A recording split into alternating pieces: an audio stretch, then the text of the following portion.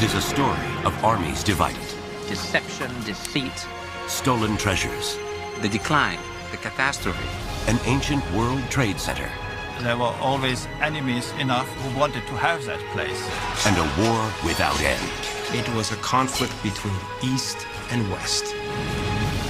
Now, archaeologists, literary detectives, and military analysts are uncovering evidence that the mythological city, destroyed by beauty and vengeance, may be real. This is the true story of Troy.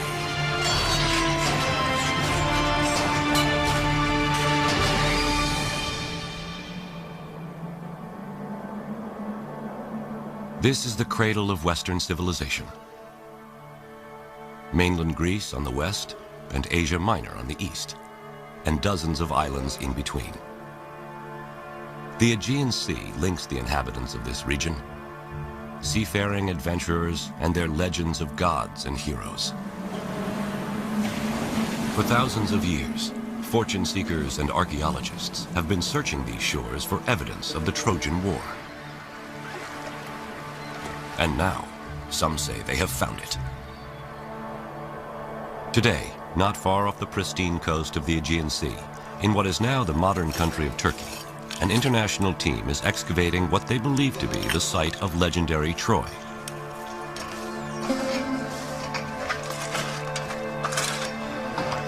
They claim they're finding evidence of a 5-acre city, complete with palace, streets, and a vibrant downtown.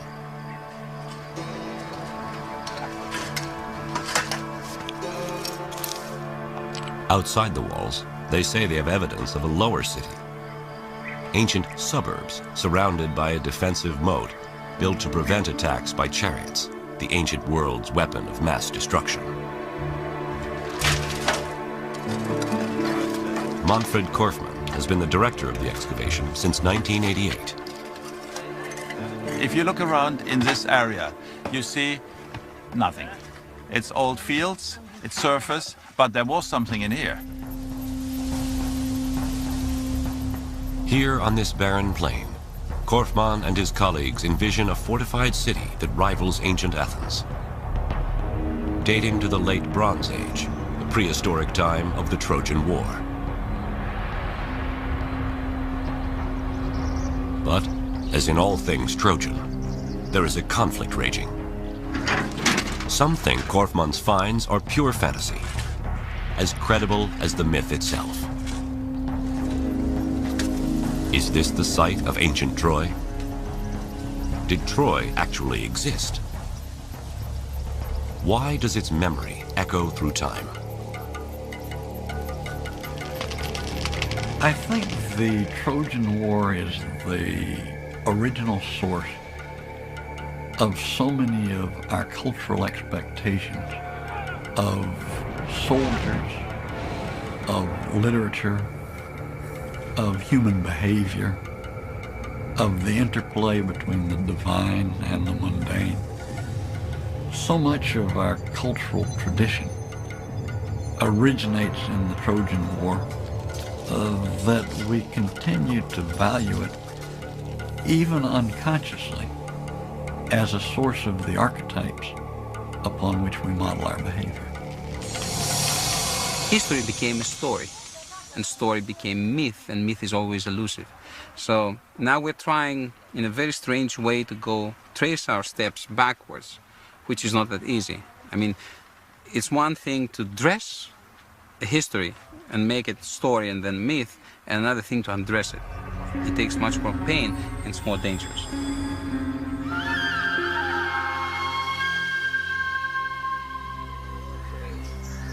Although today some scholars have reservations about the existence of Troy, historians of the ancient world never doubted the Trojan War was history.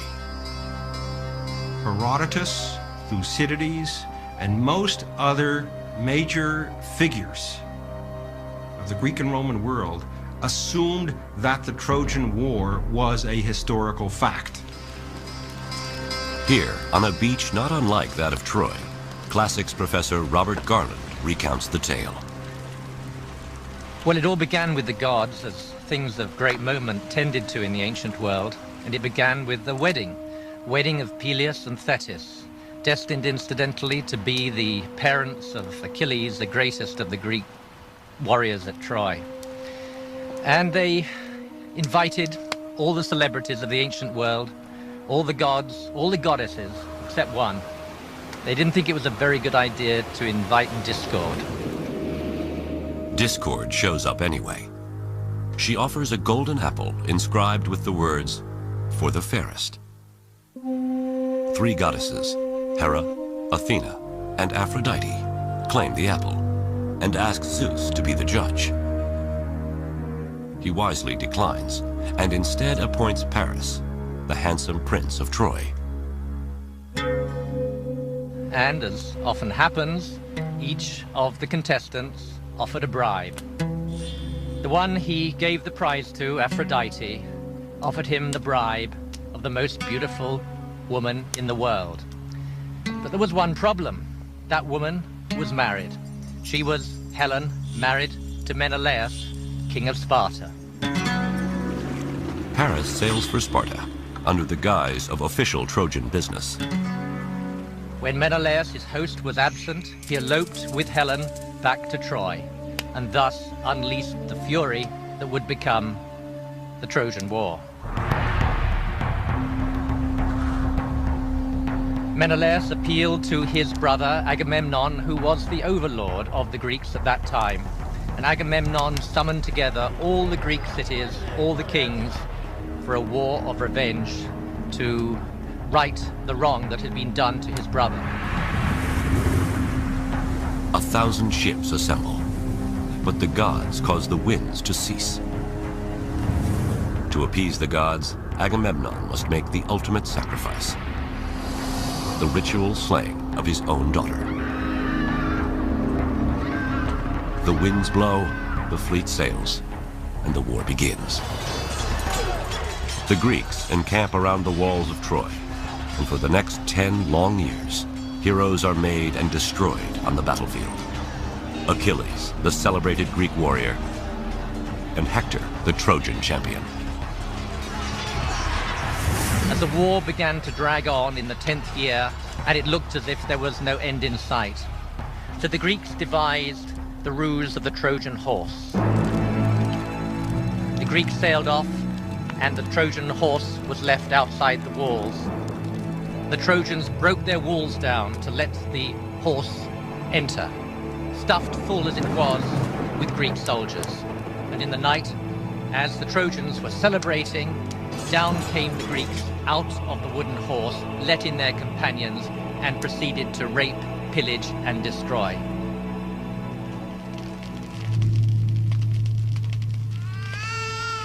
Many acts of vandalism were committed in that time. Priam was slaughtered at his own altar. Cassandra was raped. And the infant son of Hector was thrown from the walls of Troy, his brains dashed out. And even then, after Troy had been totally destroyed, the end was not in sight. As we know from the Odyssey, Odysseus was to wander for many years before he got home. Agamemnon returned to domestic turmoil. His wife, Clytemnestra, had been having an affair with her lover, and with him plotted the death of Agamemnon. So the homecoming of the Greeks was, for them, as devastating as was the destruction of Troy. How can such a fantastic story be true? The legend of Troy comes to us first from the oldest writings in Western civilization, the Iliad and the Odyssey. Their authorship credited to the poet Homer. But Homer isn't born until 5 centuries after the war is thought to have occurred, and he is believed to have been blind and illiterate. Homer is our earliest witness for the Trojan War, and yet the Trojan War took place perhaps as many as 500 years before Homer's date. So how reliable can he possibly be? How can we trust this blind man's tale of lust and infidelity, human sacrifice, rape, blood, war, destruction, and the ultimate deceit. Is Homer's story the true story of Troy?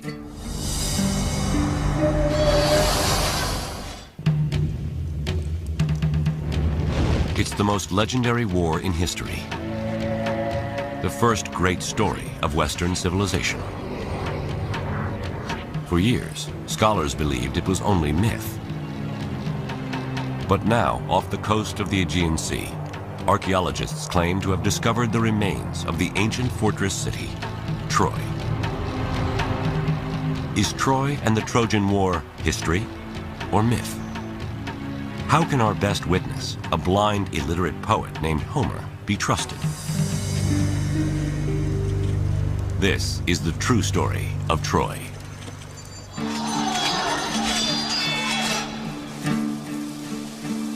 Like Troy, what is known of Homer is a mixture of history and myth. Although he is credited as the author of Western civilization's first works of literature, the Iliad and the Odyssey, very little evidence of Homer exists. Some scholars estimate that he lived around 750 BC, and that the father of Greek literature was from a place not far from Troy. We think that he came from a region probably fairly close to Troy, perhaps from the city of Smyrna or from the island of Chios, but even this is doubtful. There's a strong tradition that he was blind, but other than that, virtually nothing can be said with any certainty about him. Two of the greatest mysteries about Homer concern how someone who lived 500 years after the Trojan War can recall such graphic details of battle and bloodshed. And how could one person, before the invention of Greek writing, remember more than 16,000 lines from the Iliad and 12,000 lines from the Odyssey? One possible answer is that Homer is a descendant of a lineage of singer storytellers. If this is true, it means that the Iliad and Odyssey were not written by a Homer, but were passed down by many Homers. It's perfectly possible that singers immediately began to sing about this famous conflict, that it was passed on from one generation to the next, not with any attention to historical accuracy, in which no one had any interest. All the details and all the fancy stuff, and the woman running away, and Achilles and Hector, and the Trojan horse, all this stuff was generated by singers over the ages. Their contributions to the story were inherited by Homer, and he added his own twist to it. But if Homer is the last in a lineage of oral poets, how does the story of Troy transform from a memorized song to the first written story of Western civilization? In the 1930s, an American scholar by the name of Milman Parry, equipped with some of the first portable sound recording devices, discovers a way to return to a time when all of history was a song. Parry treks to old-world Balkan villages in Serbia and discovers singers who, just like Homer, sing epic songs of ancient battles and heroes.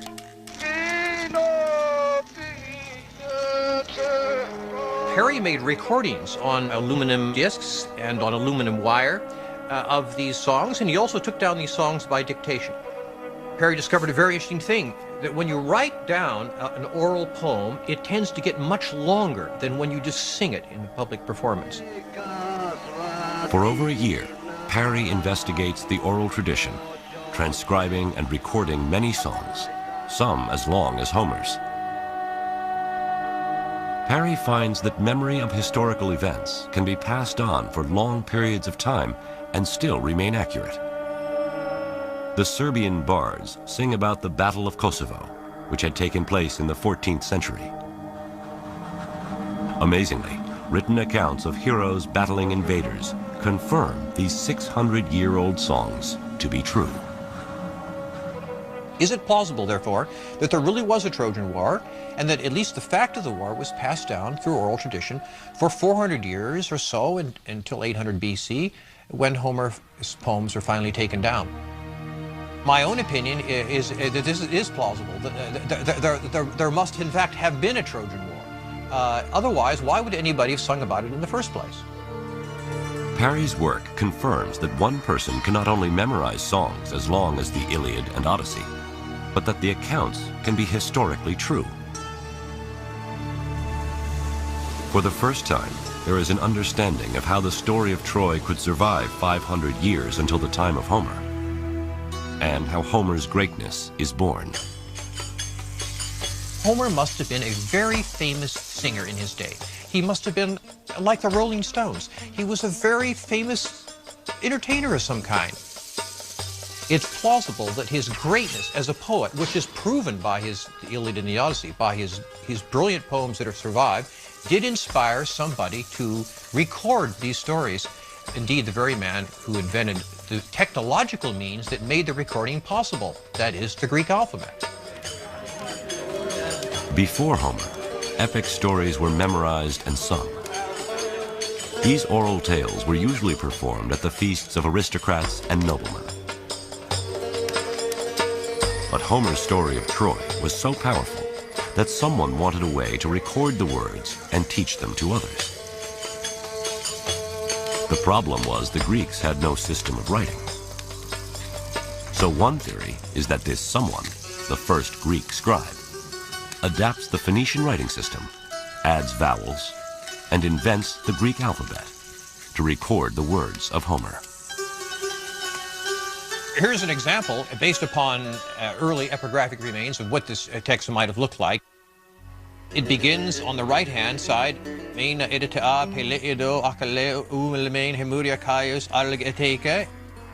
back and forth, as the ox turns, the Greeks said, comparing this style of writing to the plowing of a field where you plow up one end and back the other and then back again. Now, with Homer singing to a scribe, these heroic stories of Troy, the first in Greek history to be written down, inspire a much greater audience. In my opinion, is because they were the first texts that ever existed in the Greek vocal alphabet. And as such, they were used from the very beginning as the basis for instruction about how to use this writing system. And they never stopped being that. So when you went to school in ancient Greece, you studied the text of Homer, right back to the day that the man who invented the alphabet first wrote them down. Homer's story of Troy becomes the tool by which language and literature are taught, the very foundation of Western civilization. For the next 3,000 years, his story of Troy will inspire the greatest Greek and Roman writers, Renaissance artists, Shakespeare, and even Hollywood films. But over the centuries, the true story of Troy is blurred by myth, and Troy the city, a ruin even at the time of Homer, is covered by the sands of time and lost. Then, in the 19th century, inspired by Homer's account of battle, blood, lust, and deceit, a rich adventurer goes in search of the treasures and the true story of Troy.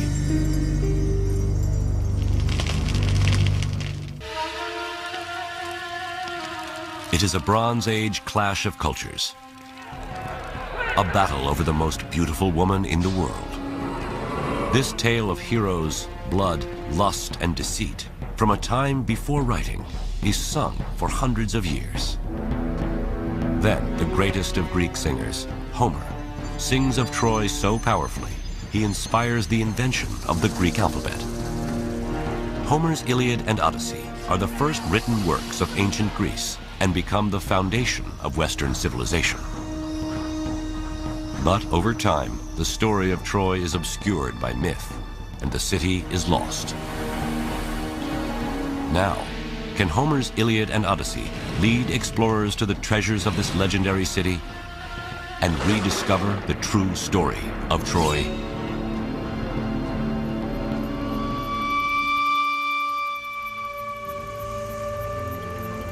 July 6th, 1827. After centuries of Ottoman occupation, Greece wins its independence and emerges as a new nation. Europe is smitten with everything Greek, and Homer's Iliad and Odyssey ignite Trojan fever. With a pick in one hand and the Iliad in the other, a German-American self-made millionaire, Heinrich Schliemann, sets off to uncover Troy. Heinrich Schliemann is actually a fascinating man. He's a Wall Street tycoon of the 19th century. He made a great deal of money speculating in Russia and in the United States, including the gold rush in California.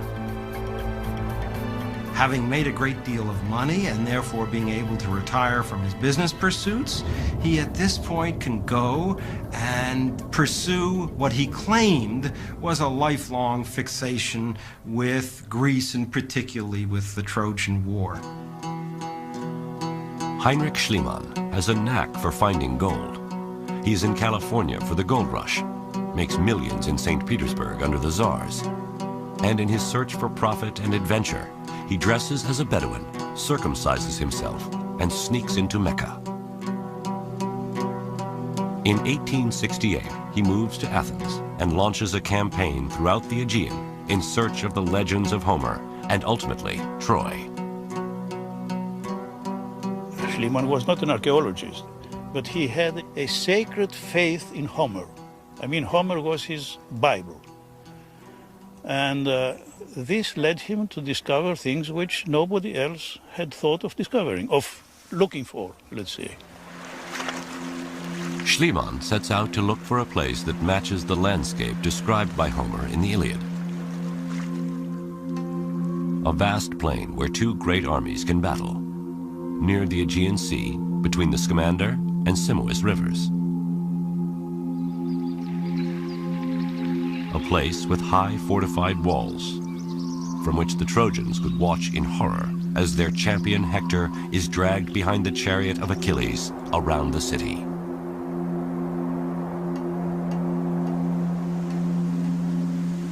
Elizabeth Reardon, architect for the excavations currently underway at Troy, retraces Schliemann's steps on the plains of modern Turkey. Heinrich Schliemann was convinced that Homer was writing about a place that actually existed. And he was also convinced that this place here, known as Hisarlik, was where he was going to find Troy. He thought that if he excavated all the way down to bedrock, whatever it was he found at the bottom had to be the Troy that Homer had written about. In 1870, Schliemann and his hundreds of workers plow through thousands of years of civilization, cutting trenches in the mound running north to south and east to west. The Trojan plain becomes littered with Schliemann's piles of what he considered rubble. He digs for years, but finds no evidence of Homer's Troy. He's getting desperate. What he really needed was a big, splashy find. The man was very lucky because at the end of his third year of excavating, he made a find that fit that bill. He was investigating this very large fortification wall when they uncovered in a small pocket a treasure trove of gold objects. This was exactly the kind of find that he needed to get attention. Golden cups and goblets, highly polished stones and precious jewels. In 1873, Schliemann smuggles the treasure out of Turkey, dresses his wife in the jewels like Helen of Troy, and with Barnum-like showmanship, claims he has uncovered King Priam's treasure. He dazzles the world with headlines. Heinrich Schliemann discovers legendary Troy. But the showman's headlines prove false. The treasure Schliemann finds dates to 2,500 years earlier than Priam and does not correspond to the time of the Trojan War. And worse, Schliemann may have stolen his discovery of Homer's Troy. Schliemann, with his interest in Homer, was not the first in this area. Frank Calvert, a British expatriate, had been living in the area from 1845 onward. He grew up in this area and gradually amassed a tremendous amount of textual evidence for where Troy lay. When Schliemann arrives in Turkey, there are several sites thought to be Homer's Troy. But Frank Calvert is convinced that the land he owns, a mound named Hisarlik, is Ilium, an ancient Greco-Roman city from which Homer titles his Iliad. Schliemann seeks out Frank Calvert. When Schliemann came to the Calvert house in August 1868, Calvert's house was full of artifacts and works of art that Calvert had excavated from Hisarlik, from Troy. Now, when they had dinner, Calvert told Schliemann all about his excavations, showed him what he had found, and Schliemann was clearly very impressed. Schliemann goes back to Athens, and without ever setting foot on the site, writes his first book on Troy. The problem is, he doesn't know the details. Calvert wrote Schliemann answers to Schliemann's many questions, one of which was, how high was the mound? Was it 20 meters or 100 meters high? The very fact that Schliemann would ask this question shows that he had absolutely no concept of the site itself. Though Calvert has been quietly digging by himself for years, Schliemann pours his vast wealth into a grand excavation with hundreds of workers and is anything but quiet. Schliemann tells the world that he's the sole discoverer of Troy and literally leaves Frank Calvert in the dust.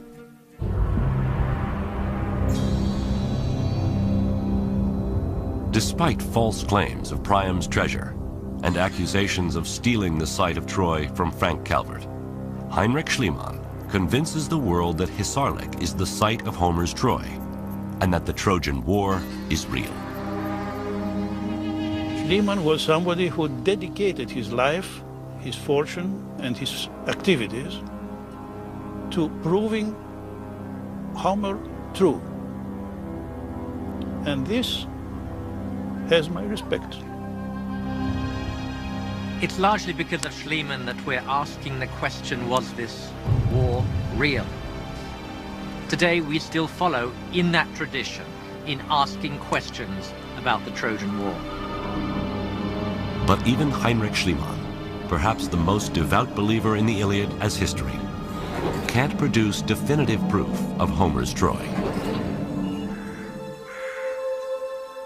Somewhere in these ruins is the promise of finding some scrap of writing, some Trojan treasure to prove beyond doubt that the Trojan War and the story of Troy are real.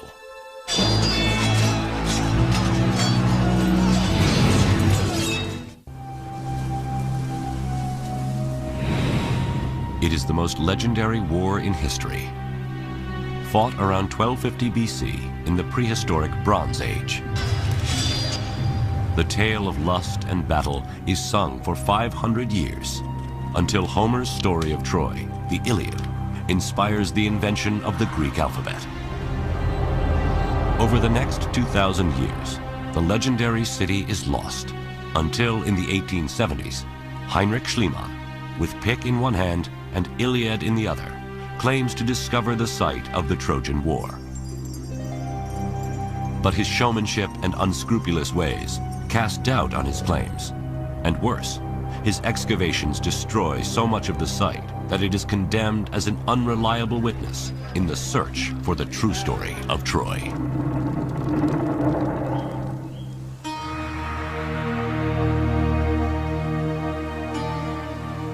How could this rock heap in present-day Turkey be Homer's Troy? Even Schliemann expressed doubts. It is all poetry, he says. Troy is a myth, and the site of Hisarlik is only a hill. In essence, he says in various writings, well, I'm very pleased at what I've done. I've discovered Troy, and so on and so forth. But I'm a little disappointed because based on what Homer says, his description of Troy, I would have thought that Troy would have been bigger. Where is the proof that Hisarlik is big enough to be Homer's Troy? After Schliemann's death in 1890, his wife Sophie and dig director Wilhelm Dorpfeld identify the different levels of the mound at Hisarlik and number the layers according to years. they discover that Schliemann dug too far, that Priam's treasure comes from about 2500 BC, or level 2. The Trojan War is thought to have taken place at level 6 or 7, about 1250 BC. And at that layer, they find evidence of cataclysmic destruction. Is this evidence for a real Trojan War?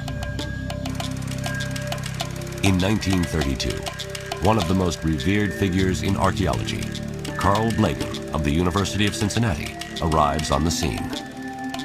Blegen, having excavated on the mainland, felt that this was the time to go back to Troy to try and place Troy in the context of the larger Greek Bronze Age world.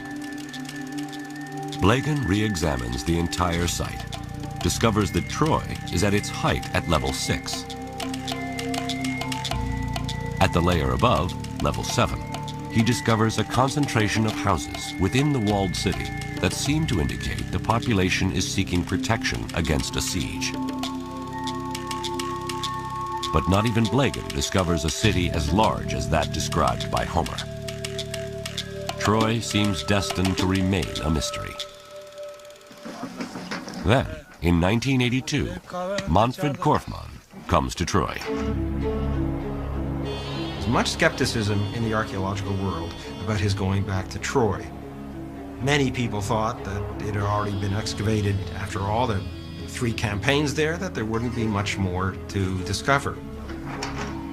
But Korfmann's campaign introduces 50 years of new technology to the excavation.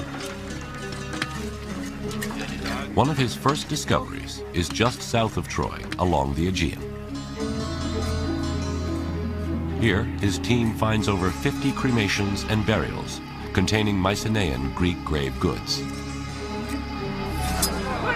Could this be evidence of the Greek camp and remains of Greek warriors who came to fight against Troy? Korfmann's team also discovers that the Bay of Troy is quite different from today. In fact, the water at the time of the Trojan War would have been closer to within sight of the walls of Troy. And in recent years, not far from the ancient bay, using magnetic prospecting equipment, Korfmann and his team find what at first looks like a wall about a quarter of a mile outside the citadel of Troy. But what he actually finds is the opposite of a wall. Here we do have a picture like X-ray looking into the ground and finding remains of what may have been ditches. The ditch that Korfmann unearths is cut deep into the bedrock, leading him to believe that its purpose is most likely defensive. The archaeologists were able to verify a Troy 6 date for the date when this ditch had been constructed. Troy 6 represents the time of the Trojan War. And there are many similarities between this defensive ditch and one Homer describes in the Iliad. If you look at his description of the fortification ditch that's dug around the Greek camp, and then you look at the fortification ditch that we found, certainly that's a striking similarity between the two. It's actually quite likely that this is the site that Homer had in mind when he put down the story of the Iliad and the Odyssey. Over the years, Korfmann and his team discover religious totems for worship of Trojan gods, spindle whorls for weaving the fine fabrics traded by Troy through the ancient world, enemy spear tips and arrowheads embedded in the walls of Troy, coins from the time of Alexander the Great, and a bust of Roman Emperor Augustus, who traces his lineage back to Troy. But despite the incredible finds, one find continues to elude Korfmann, just as it had everyone back to Schliemann. Where is evidence of the huge city described by Homer? One of the more important things we want to know about Troy is how large the settlement was in different points in time at different periods, and how it grew, how it shrank, and if there were different activities going on in different areas or parts of the settlement. We can't answer this by excavation alone. To discover the elusive vastness of the city described by Homer, Korfmann's team employs a technique that more resembles farming than archaeology. It's called site survey. Every 20 meters, we remove the vegetation to get conditions similar to a freshly plowed field. We collect everything we find there. Pottery, tile fragments, whatever's lying around. Thus get an idea about settlement size and function of different areas.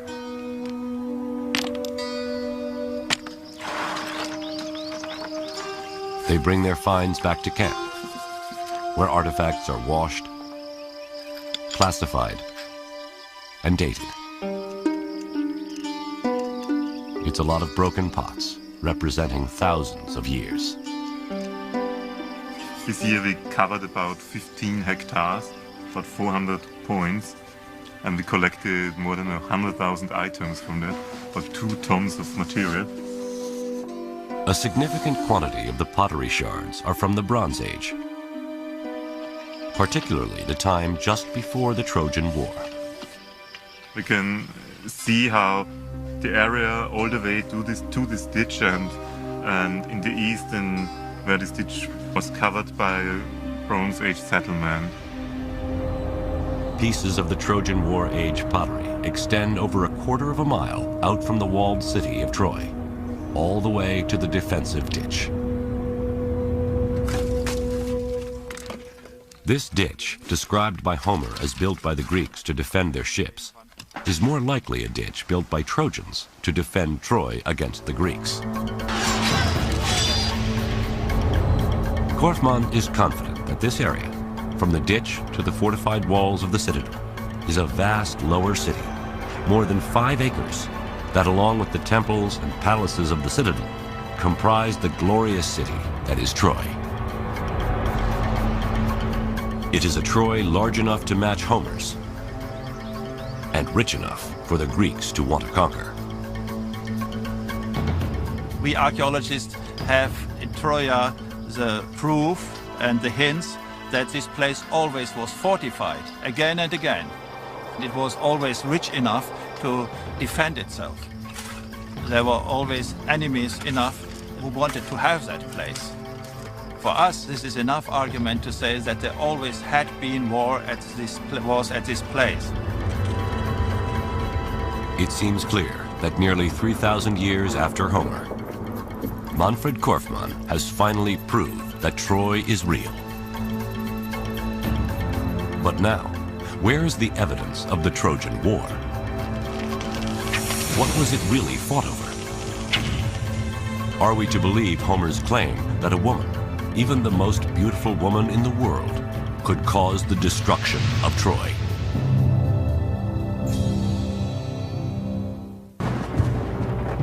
It is a Bronze Age clash of civilizations, fought around 1250 BC.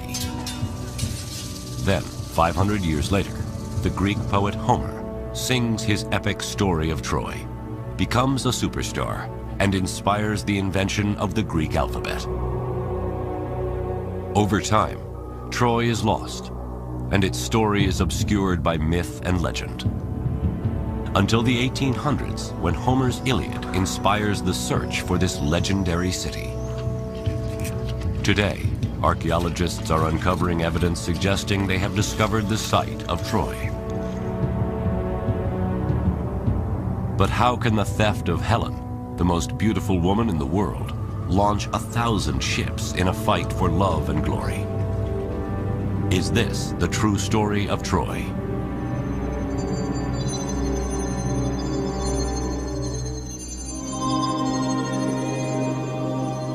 To the ancient Greeks, beauty is order. It is exemplified in the naked body, youthful and round, with tapered waist, high conical breasts, and curvaceous thighs. Surely Helen was all this. And her theft, an attack on world order, an act of war against the Greeks. But her abduction is also a personal affront against a very powerful ruler. The legend of Helen being abducted and from that the war flowed is not impossible, but it's unlikely as a sole cause. Brigadier General John Brown of the U.S. Army is an expert on ancient warfare.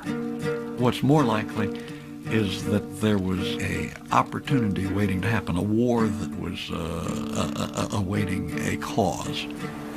There was an instinct for expansion on the part of the Mycenaeans that provided an underpinning that needed a triggering event.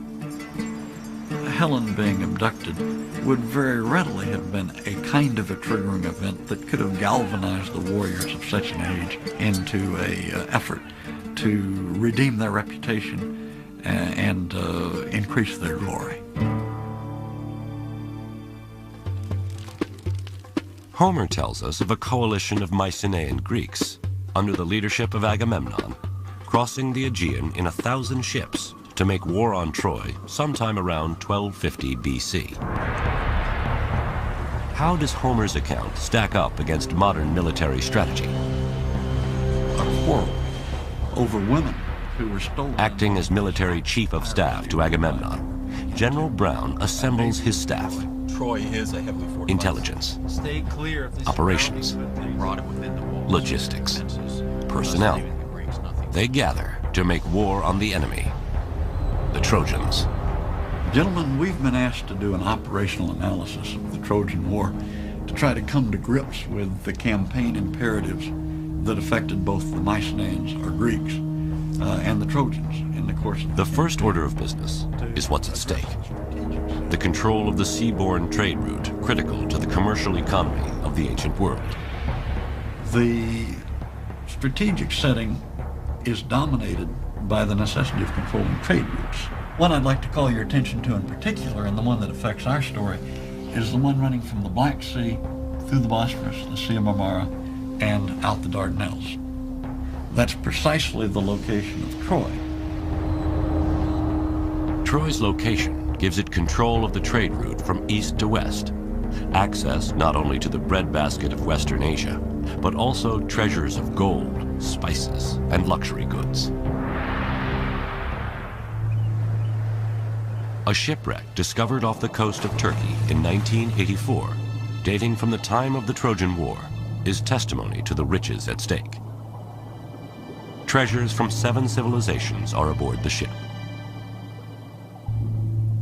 Gold medallions from Egypt, urns of oil and spices from the Far East, and oxhide-shaped ingots of tin from Central Asia, and copper from Cyprus. In fact, these metals are found in the exact proportions for making bronze. 10 parts copper, 1 part tin. Bronze is made from tin and copper. When you control your access to those materials, you're controlling the industrial materials of the Bronze Age. Controlling bronze production in the Bronze Age is like controlling oil in the Oil Age. If the Greeks want to become an empire, they'll need to capture Troy. But how? If you turn from that strategic setting to the operational level, they had no choice. Again, Brigadier General John Brown and his staff apply modern military planning to the ancient battles of the Trojan War. From a personnel point of view, what would you tell me about the layout if this represents the Mycenaean capability and this area right here, Troy? Troy's population did not compare in military manpower to the Greek state allied against it. The Greeks assemble a coalition army to outnumber the Trojans 5 to 1. They'll need that overwhelming force to ensure a quick, decisive victory. And to deliver that force, Homer says the Greeks sailed to Troy on 1,000 black-bowed ships. Is there anything we should know from an intelligence point of view? Well, a couple things I'd like to point out, sir. First, as you know, Troy is a heavily fortified city. It's got a strong and a high wall. If we allow them to get behind that wall, that means we're going to have to lay siege to them. Also, they have a series of potential allies that if we alienate them, could come down on the side of the Trojan. Well, given that intelligence backdrop, what do you think the operation should look like? The Greeks should land directly before Troy and either defeat them on the battlefield in open combat with our overwhelming force or starve them out of their walled city. Overwhelming force delivered directly to the shores of Troy on 1,000 ships. The Greeks are poised to recapture Helen, restore their honor, and gain power and wealth by controlling the most important trade route of the Bronze Age. It's a simple enough plan. One last logistical consideration: how to feed 1,000 ships full of warriors. What's your thoughts there, logistician? The Trojans would have gathered all the local food and water that was available and pulled it within the walls of their defenses for their own use and as a means of denying it to the use of the Greeks. The Greek army, therefore, would have to go further and further afield to gather those supplies of food and water that they were going to need to subsist on. And the primary risk there is that they would alienate those local populations that heretofore had not been engaged in the conflict but would now be inclined to come in on the side of the Trojans. Well, it's an interesting point you make, John, because it looks like the Greeks were divided between what they should do in order to win most easily and what they had to do in order to survive as an army. They had no choice except to support themselves off the land by foraging and by raiding. And it is precisely the result of one of those raids that starts Homer's Iliad. Agamemnon and Achilles fight over a woman that Achilles captures during a raid. Agamemnon pulls rank and claims Achilles' war prize for himself. Achilles rages, reaches for his sword. Professor of Classics Robert Garland reads from the Iliad. Someday, I swear, a yearning for Achilles will strike Greece's sons and all your armies. But then, Agamemnon, harried as you will be, nothing you do can save you. Not when your hordes of fighters drop and die, cut down by the hands of man-killing Hector. Then you will tear your heart out desperate, raging that you disgraced the best of the Greeks. Achilles withdraws himself and his troops from battle, and the raids the Greeks conduct drive the neighboring population into an alliance with the Trojans. The Greeks lose their advantage of overwhelming force, and the war drags on for 10 long years with no clear victor. I think from the point where Homer begins the Iliad, where there is a quarrel between Agamemnon and Achilles, his most important warrior, it's clear that this is not altogether a coalition of the willing that he has brought to Troy. The trouble for this coalition of the unwilling starts 10 years earlier back on mainland Greece, where Agamemnon plots a course of revenge and plunder. There, he will be forced to make the ultimate sacrifice, the ritual murder of his own daughter. Troy, a Bronze Age World Trade Center. Sung about by Homer, his Iliad and Odyssey become the first literary works of Western civilization. But is the mythological city real? Archaeologists now seem certain they have discovered the legendary lost city. But what evidence do we have of the enemies of Troy? The Bronze Age Greeks and Homer's King of Kings, Agamemnon. How does Agamemnon forge a coalition of Greek warlords to wage a war of revenge and plunder? This is the true story of Troy.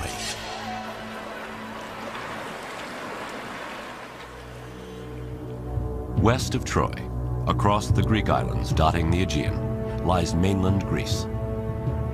Athens, Sparta, Pylos, Olympus, and at their center, the largest and richest of the Bronze Age principalities, Mycenae. Hidden in these ruins is evidence of their wealth and power. Spiros Iacovides is the godfather of Mycenaean archaeology and director of excavations. I have been working here since '58, which means for 40 odd years. And I have come to love the place. Mycenaean civilization was a time of very active interconnections. People had to come through Mycenae or through the area of Mycenae, wherever they wanted to go. Just the sight of this fortress sends a message of power to friend and foe alike. The city's walls rise 40 feet high and span 25 feet wide. Today, Christophilis Magidis, assistant director of excavations, approaches the main entrance, a 20-ton stone carving called the Lion Gate, which dates to the time of the Trojan War. The main element here is the lion relief on top of the gate in the relieving triangle. Here we have an amalgam of political statements and religious allusions. The column represents the house of the king, and the lions, his power and protectors. It is a massive display of the king's divine right to rule. It's a very strong statement for the incomer at the first moment he enters the citadel.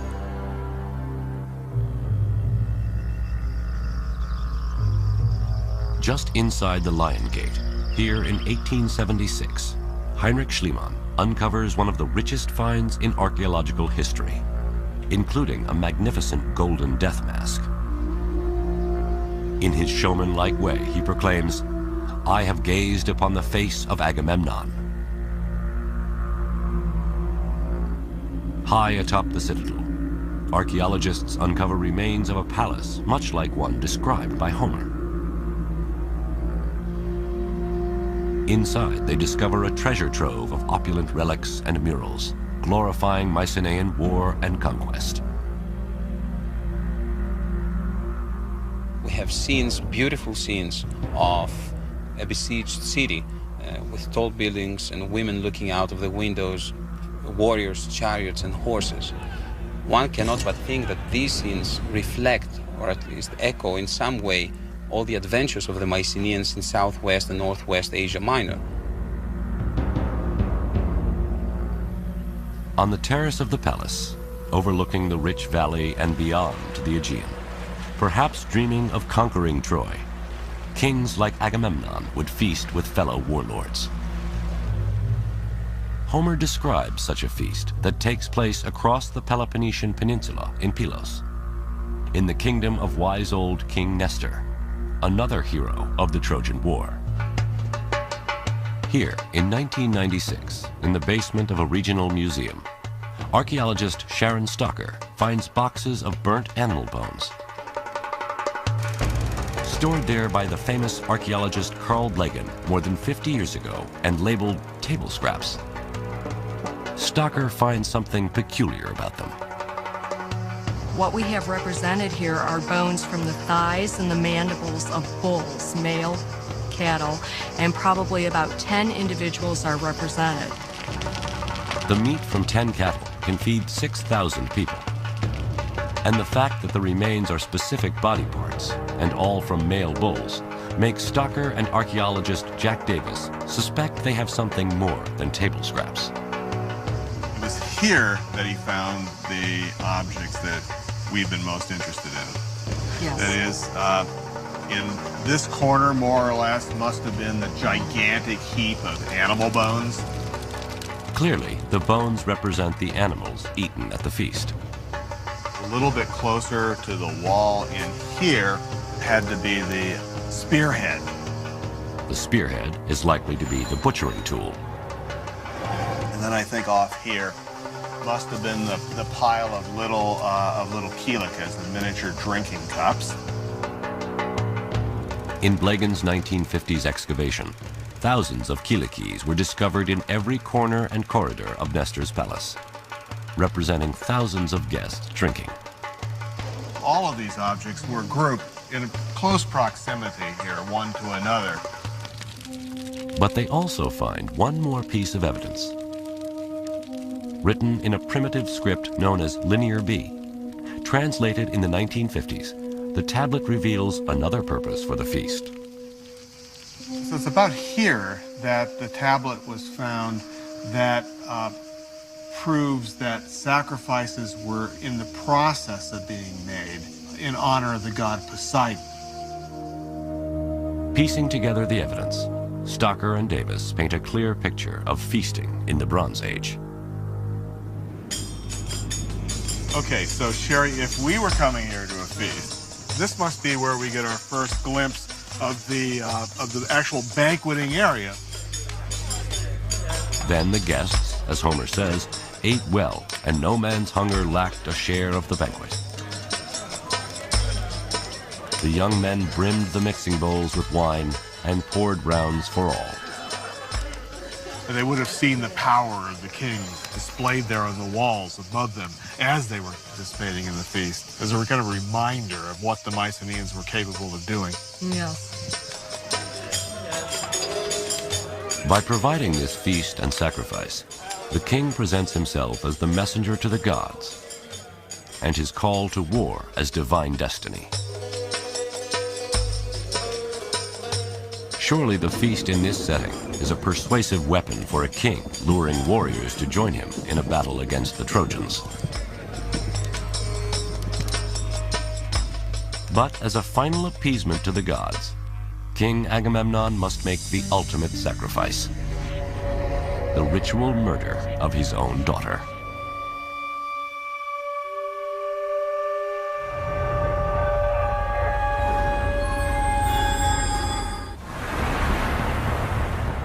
Helen, Queen of Sparta, is abducted by Paris, Prince of Troy.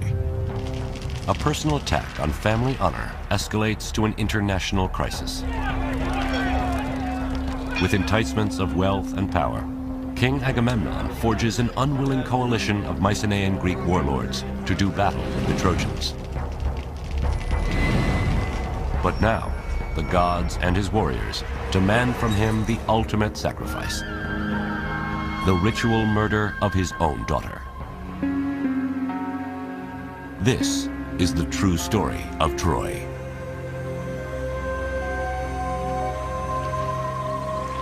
At perhaps the most disturbing intersection of mythology and history lies the practice of human sacrifice. How can an act considered the ultimate sacrilege in the modern world be so prevalent to the ancients? Classics professor Robert Garland on a beach not unlike that of Troy. Human sacrifice is committed by Agamemnon. Achilles, we are told, slaughters 12 Trojan youths to appease the spirit of his friend Patroclus. And at the end of the war, Pollux is sacrificed at the grave of Achilles. Although these incidents of human sacrifice exist in the mythological realm, there is also historical evidence of human sacrifice. From Egypt to Babylon, slave and prisoner sacrifice is widespread during the Bronze Age, often used as a public display of the king's power. But could the Greeks, founders of Western civilization, also have practiced human sacrifice? There seems to be some archaeological record of human sacrifice. I'm just going to mention certain chamber tombs here in the area of Mycenae, where we have found bodies of slaves, one on top of the other, They were probably slaughtered when their master died, or prisoners of war, and so on and so forth. To them, it was not probably human sacrifice. What we consider human sacrifice is not the same thing with what they consider human sacrifice. A slave or a prisoner of war is an object, is not a human being.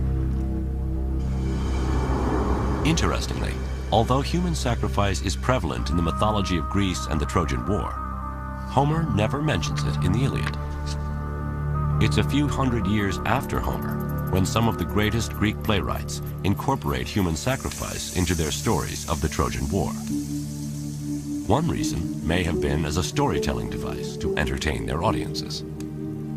It's often true that forms of religious behavior that were once sacrosanct and received great veneration later on become the subject for horror and a way of getting a chill, really, out of the audience. So in the story of the Trojan War, Agamemnon succeeds at assembling a coalition of Mycenaean warriors. But as they ready to set sail for Troy, the winds blow against them. The oracle tells Agamemnon, for favorable winds, he must sacrifice his daughter, Iphigenia. He did so by summoning her to Aulis on the pretext that she was going to be married to Achilles. Instead, he butchered her, and in so doing, set in train a terrible set of events that would end in his own death.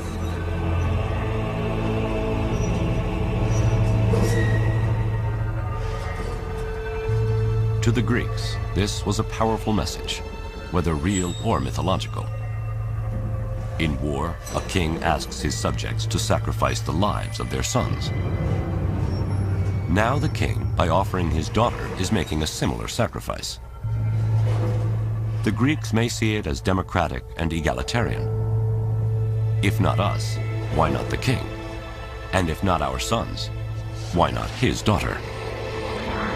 To us, the idea of sacrificing Iphigenia seems horrific. But given the religion and mores of the time, the sacrifice of Iphigenia was a supreme expression of commitment on the part of Agamemnon. He was so committed to the success of this enterprise that he was willing to sacrifice his own daughter. That must have had an effect upon the psyche of his soldiers, because they recognized how dedicated he was and how much he expected of them.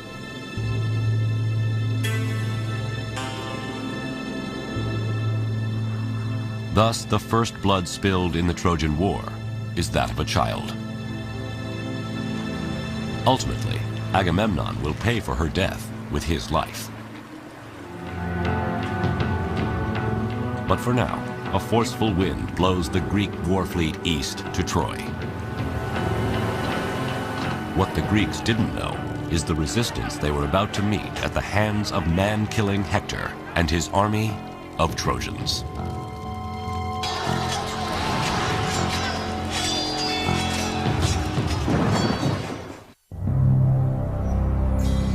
To forge a coalition of Mycenaean warriors and satisfy the gods, Agamemnon makes the ultimate sacrifice, the ritual murder of his own daughter. In 1,000 ships, the Greeks sail east to Troy with dreams of wealth and honor. But their overwhelming force is negated by the fierce Trojans and their powerful allies. They fight to a standstill for 10 long years. Now, powerful egos and dissension in the Greek ranks threaten to destroy the coalition from within. This is the true story of Troy.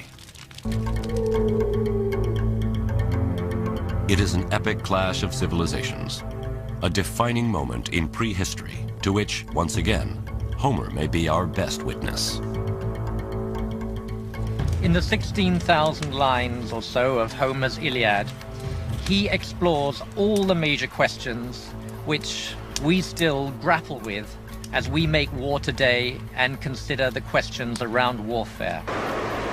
the justification for a major military exercise, the accountability, the quality of military leadership, the nature of courage and cowardice on the battlefield, and indeed what happens to victors and defeated alike in the face of day-to-day brutality.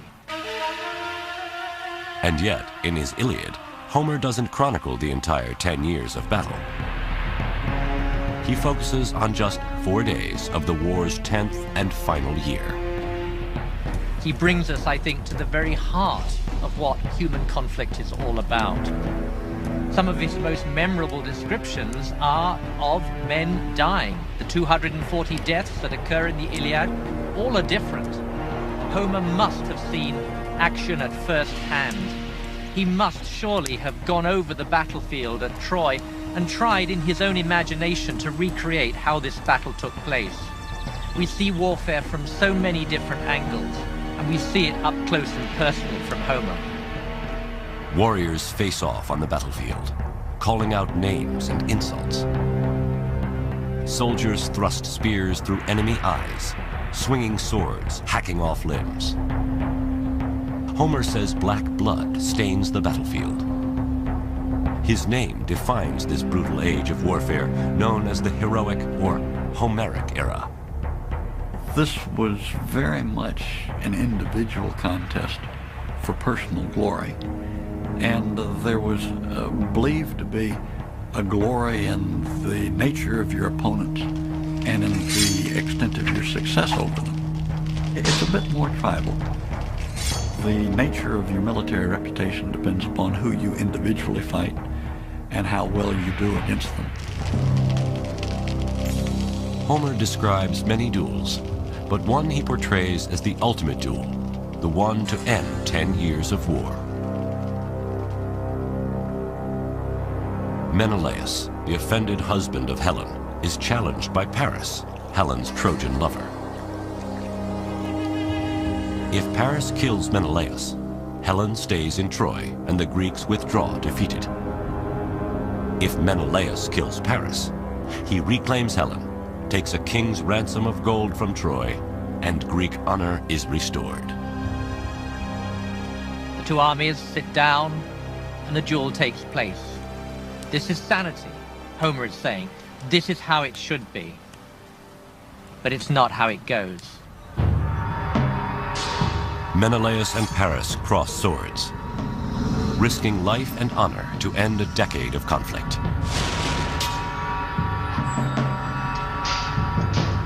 Menelaus overpowers Paris, readies a death blow. Then Homer rescues Paris with a stroke of divine intervention.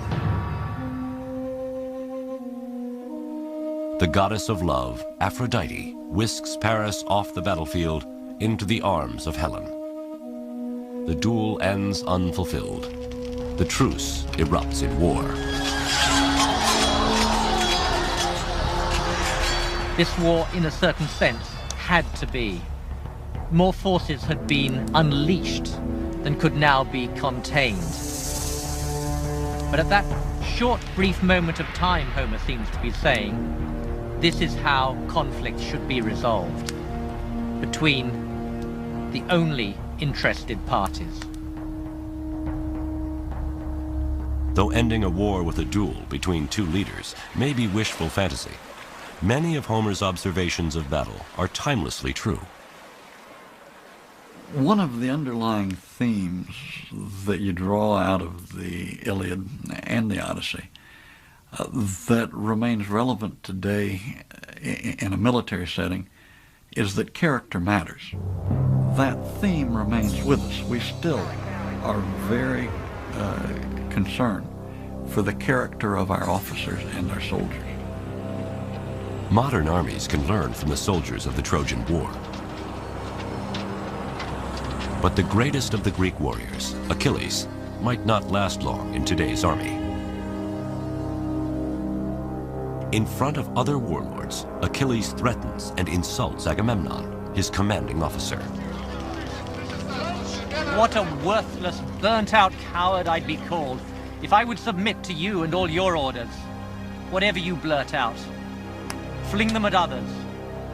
Don't give me commands. Never again, I trust, will Achilles yield to you. To Homer's audience, Achilles' rage against Agamemnon reflects a conflicted hero defending his honor. But today, his insults would be court-martialed as insubordination.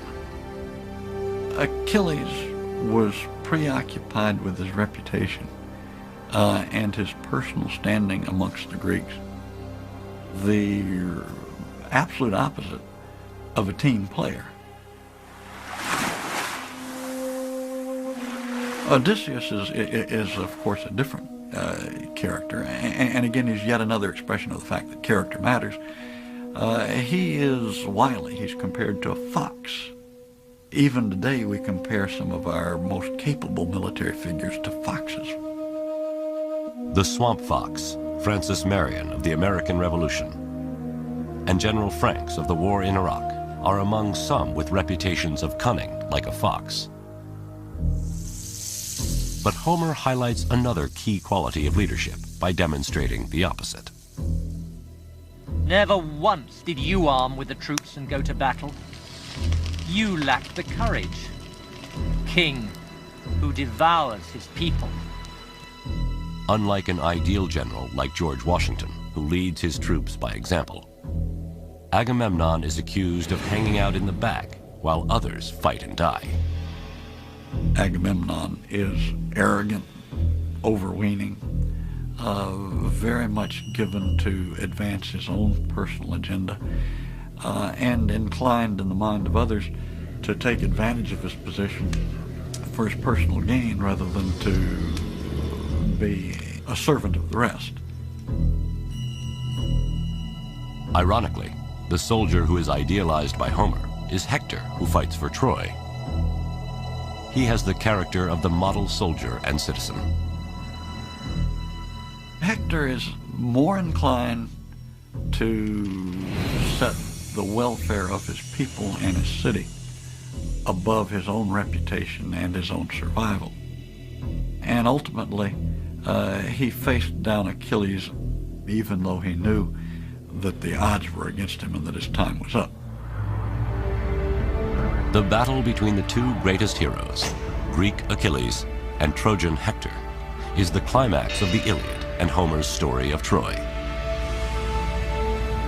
When Hector takes leave of his wife and child on his way to battle, Homer foreshadows the end of the war and tilts the sympathies of his audience in favor of the Trojans. Hector envisages that Andromache will be a widow and that his son Astyanax will be an orphan. And like any true husband there, he says, I care for you more than I do for my countrymen. It's your fate that really matters to me. Homer portrays Hector as a family man. While the Greeks are fighting for revenge and greed, Hector is fighting to defend his wife, his child, and his home. The Trojans, in a sense, are us. And it is through their eyes, very largely, through the eyes of men like Hector, that we read the events that are going to be so shattering.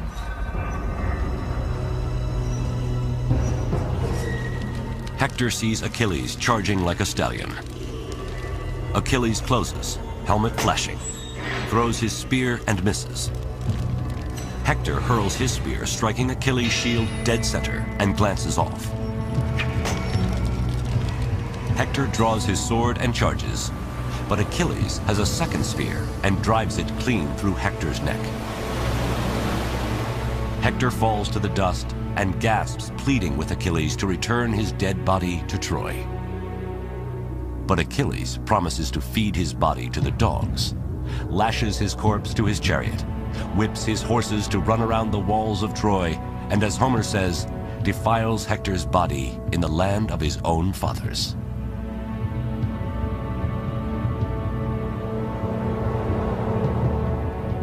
And in the last great scene of Homer's poem, King Priam comes to beg for the mutilated body of Hector, his son.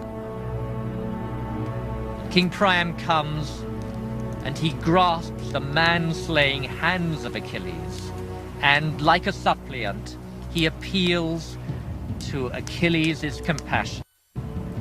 And Achilles yields, and the two men collapse together in an acknowledgement of their human identity. They're no longer Greek and Trojan. They're no longer deadly enemies. Instead, they are like father and son. It is here where Homer reveals his subversive mission. He ends what is perhaps the world's greatest war story with an anti-war message. We are all human. We are all fathers and sons. We all have attachments that go way beyond our national identity. We are human beings, first and foremost. A truce is declared for the cremation of Hector's body. Funeral laments are sung. The flames from the fire consume his corpse, and looming are the walls of Troy. Homer does not elect for a Hollywood ending. He elects for an ending which reminds us that more slaughter is to follow. Homer is saying to us, his audience, in a way, you are not to be trusted. More havoc will surely follow. More brutality, more carnage, and ultimately, too, the destruction of Troy. Although this completes Homer's story, the true story of Troy does not end here. Suddenly, the Greeks are gone, and a wooden horse stands outside the gates of Troy.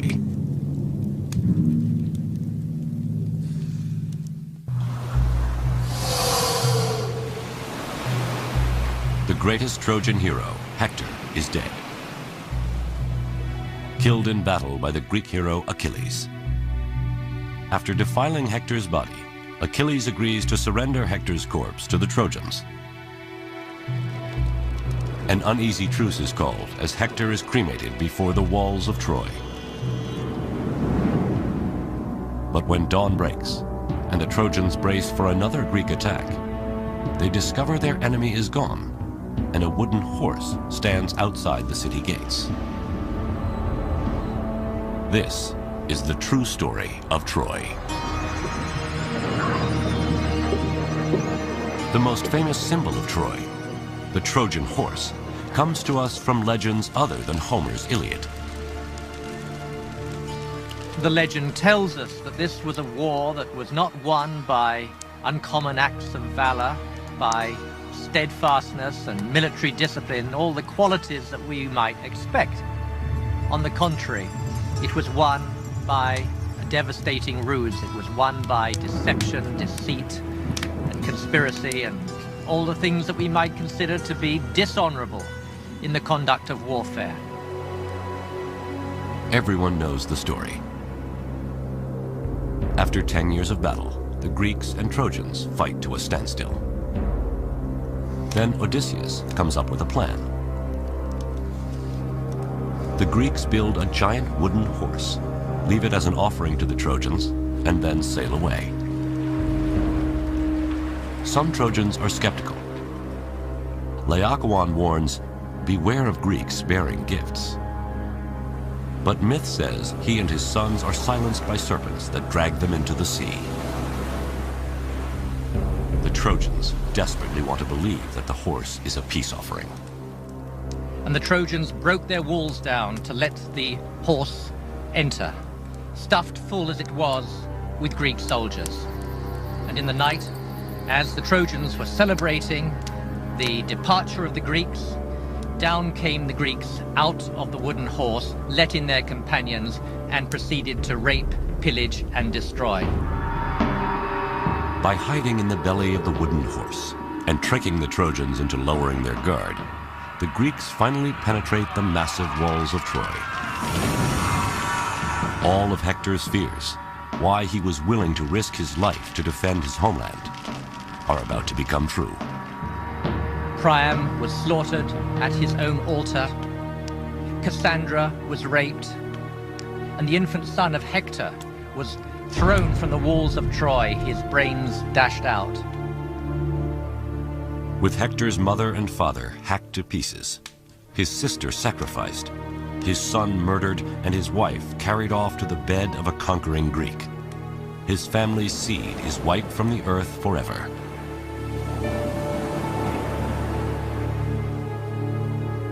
For the Greeks, this hard-earned victory means honor restored, the riches of Troy, and Helen. But although there is plenty of archaeological evidence of Troy being destroyed, how could the legend of the Trojan horse be true? The Trojan horse has become something of a metaphor for trickery, you know, for being able to outwit your opponent, for having something that is so carefully contrived of an artifice that you're given an overwhelming advantage.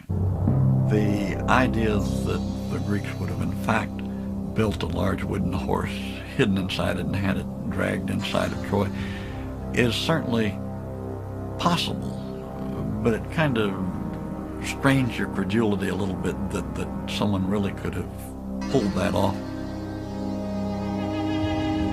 My inclination is to see in the Trojan horse some kind of a representation, vaguely remembered, of siege equipment, the weaponry that can be brought up against walls to either bring them down or to somehow neutralize them.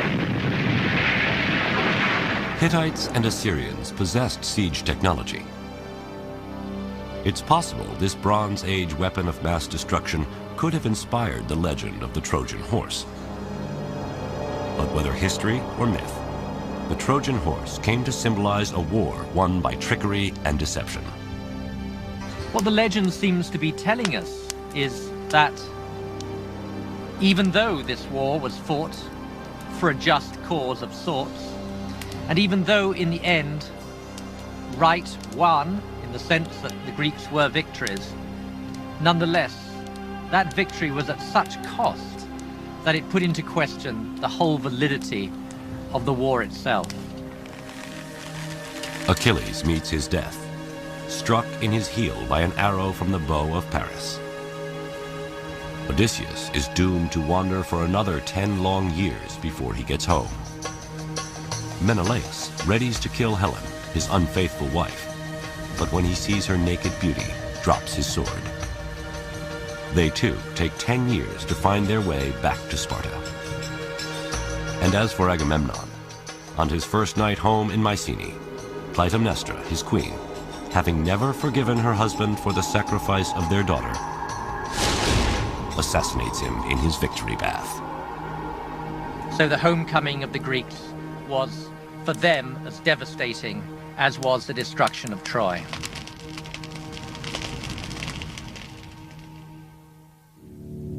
In fact, history tells us in the wake of the Trojan War, not only do the Mycenaean kingdoms collapse, but the entire Bronze Age comes to an end. There is much speculation as to its cause: civil war, outside invaders, or a string of devastating earthquakes. Greece falls into a dark age for nearly the next 500 years, until the time of Homer. What survives through the Dark Ages is the story of Troy. If you contextualize this war and you see what comes after that, the decline, the catastrophes, the economic collapse, the Greeks never managed again for the next 400 years to come together as a nation. That was most probably the last glorious event before the disintegration, before the dissolution and the fragmentation of the Mycenaean world. And I think that's why it stayed in the memory. And as Homer sings stories of Troy, the rage of Achilles, the beauty of Helen, and the valor of Hector, his songs inspire the invention of the Greek alphabet. The Iliad and Odyssey become the foundation of Western literature, and Troy is emblazoned forever into the history of the world. The Iliad and the Odyssey had enormous impact in the Archaic period, the 7th, 6th, 5th centuries BC. And so, by extension, it's not surprising that people wanted to go to the site where that war was believed to have taken place. Then the residents realized that they need to market the city very aggressively, almost like a Disneyland of antiquity. The site of Troy rises from ruin to major tourist destination. Ancient burial mounds are turned into monuments to Greek and Trojan heroes. Temples and theaters are built to their gods. And maidens reenact scenes from the fall of Troy. They would sing sections of the Iliad and the Odyssey in the agora, in the marketplace of the city, right in front of the old Bronze Age fortification walls. As the city is rebuilt, history and myth become one, and Troy becomes a war prize in a worldwide conflict.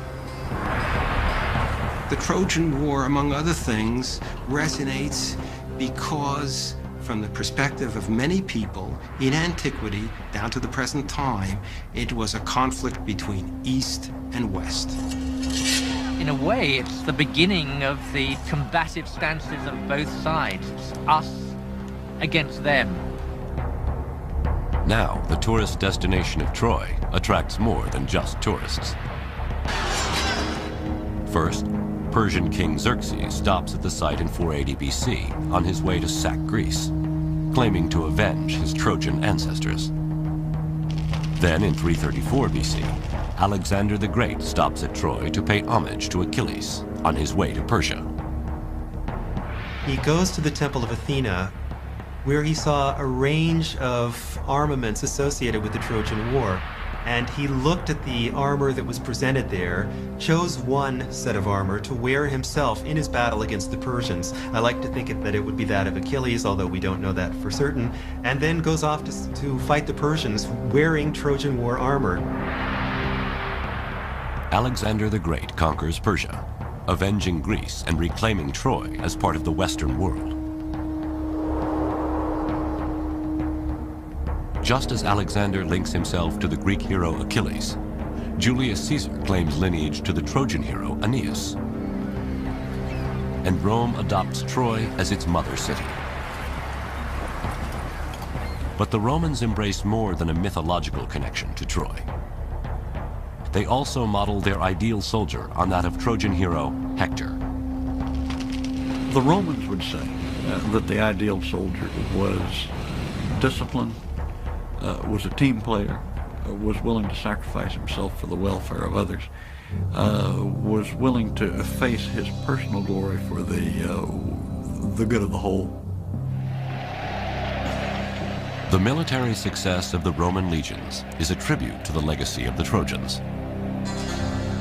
Even though the Greeks originally defeat the Trojans are avenged when Rome battles Greece. It's ironic that the Trojan refugees led by Aeneas are purported to have been the ancestors of the Romans, and the Romans in turn conquered the Greeks. And so it's as if history came full circle. The Trojans were conquered and then became the conquerors. Troy and its stories are the oldest uninterrupted memories of our world. Troy is beauty, language, power, sacrifice, vanity, honor, deceit, and war. From literature to archaeology, history to mythology, Homer to Hollywood, we believe so strongly in Troy that the question of whether it is real or not hardly seems to matter. The search for the true story of Troy will live forever.